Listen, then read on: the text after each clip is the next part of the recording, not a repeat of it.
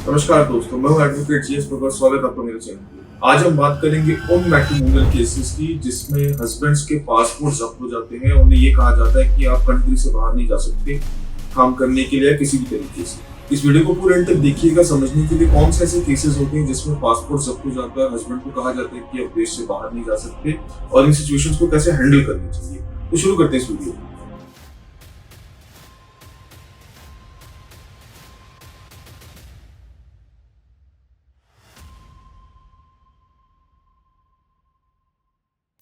दोस्तों, क्या होता है कि अगर मैट्रिमोनियल केसेस फाइल किया है वाइफ ने, let's say divorce case file किया है, 498 इक्वालिटी किया है या डोमेस्टिक वायलेंस केस फाइल किया है, मल्टीपल केसेस जिसे हम कहते हैं, और फर्स्ट कीजिए हस्बैंड जो है वो इंडिया में नहीं कहीं बाहर काम करता है, let's say US, UK, Australia, Philippines, कहीं पे भी।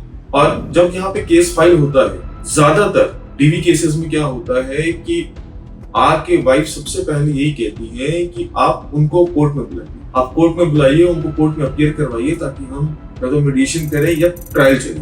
अब एक सिनारियो बन गया था मैट्रिमोनियल केसेस में, पर्टिकुलरली डोमेस्टिक वायलेंस केसेस में, कि अगर हस्बैंड जो बाहर काम करता है 3-4 हियरिंग्स तक अपीयर नहीं होता था, तो वाइफ थ्रू काउंसिल ये कहती थी कि जनाब वो अब वापस नहीं आने वाला, वो भाग गया है, उसके खिलाफ आप अरेस्ट वारंट निकालिए या उसके खिलाफ आप बेलेबल वारंट निकालिए, तभी वो आएगा। अब इन केसेस में कई बार क्या होता था कि कोर्ट पहले नॉन बेलेबल वारंट इशू करती है। Non bailable warrant issue cancellation करने के लिए उसको आना ही पड़ता है, और जैसे ही वो आते थे तो कोर्ट उसके कंडक्ट को देख के उसको अरेस्ट वारंट कैंसिल करने के लिए कंडीशन स्टिपुलेट कर देती। उसमें ये कहा जाता था कि अब आप पासपोर्ट अपना डिपॉजिट कीजिए, वो बाहर नहीं जा सकते, क्योंकि आप बाहर चले जाते हैं, कोर्ट प्रोसीडिंग्स होती है, वो आते नहीं, इसीलिए अब आप बाहर नहीं जा सकते। ऐसा ही कुछ एक रीसेंट केस हुआ था कलकत्ता हाई कोर्ट में, जिसमें कोर्ट ने डायरेक्शन दी थी हस्बैंड को कि आपका पासपोर्ट इंपाउंड हो रहा है, अब आप बाहर नहीं जा सकते। अब हस्बैंड ने फिर उस चीज को चैलेंज किया सुप्रीम कोर्ट।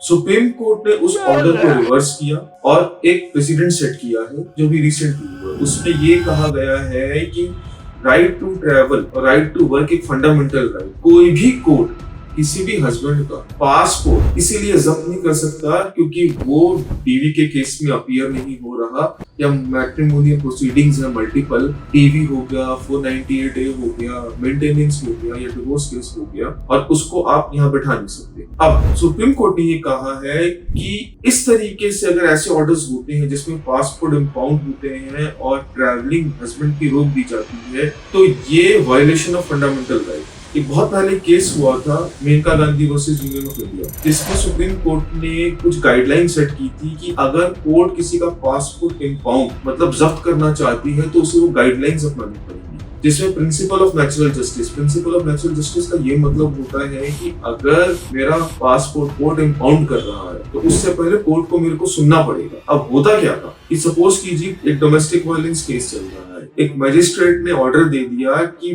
पासपोर्ट जब्त होगा जी हस्बैंड का, वो बाहर नहीं जा सकता क्योंकि ये अपीयर नहीं होता है जब भी हियरिंग्स होती है। तो कोर्ट ने ये कहा है कि पहले आप उसको सुनो, वो अपीयर क्यों नहीं हो रहा। अब फर्ज कीजिए मैं कहीं बाहर काम करता हूँ, अब मेरी एक जॉब ऑब्लिगेशन है, मैं इंडिया में काम नहीं करता हूँ और यहाँ पे मेरी वाइफ ने 4 केसेस कर दिए, तो मैं कितनी बार काम छोड़ छोड़ के आऊंगा। अब पर मंथ अगर एक हियरिंग होती है तो मैं 12-15 बार आना जाना नहीं कर सकता। तो कोर्ट ने यही कहा है कि आपको प्रैक्टिकल प्रॉब्लम हस्बैंड की भी समझनी पड़ेगी, जब जरूरत है तब आप उसे बुलाइए। आजकल तो वैसे भी हाइब्रिड सिस्टम हो गया है कि आप ऑनलाइन भी अपीयर हो सकते हैं।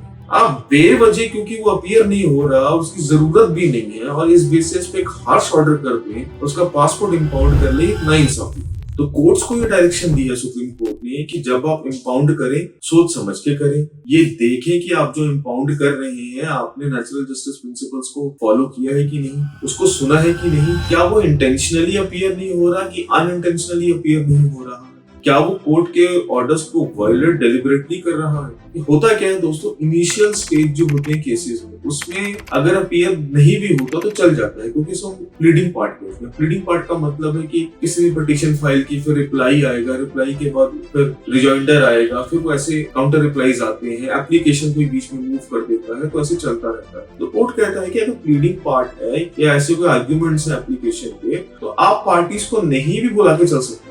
तो ये जो रिसेंट सुप्रीम कोर्ट की जजमेंट आई है, ये उन लोगों को बहुत ही रिलीफ देगी जो बाहर काम करते हैं, जिनकी वाइफ्स यहाँ पे हैं उनके खिलाफ केस फाइल किया है और उनको उन वाइफ्स को ये लगता है कि यहाँ पे केस फाइल करने के बाद एक प्रेशर बनेगा, उसको इंडिया बार बार आना पड़ेगा तो वो हमारे हिसाब से चलेगा और हमारे हिसाब से सेटलमेंट।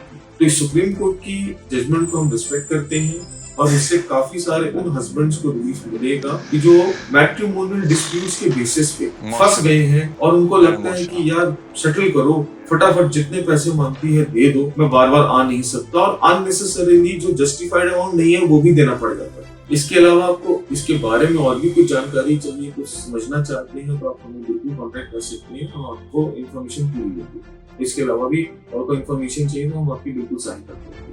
वीडियो पसंद आए तो उसको लाइक कीजिए, चैनल को सब्सक्राइब कीजिए और हमेशा हमें देखते रहिए। धन्यवाद।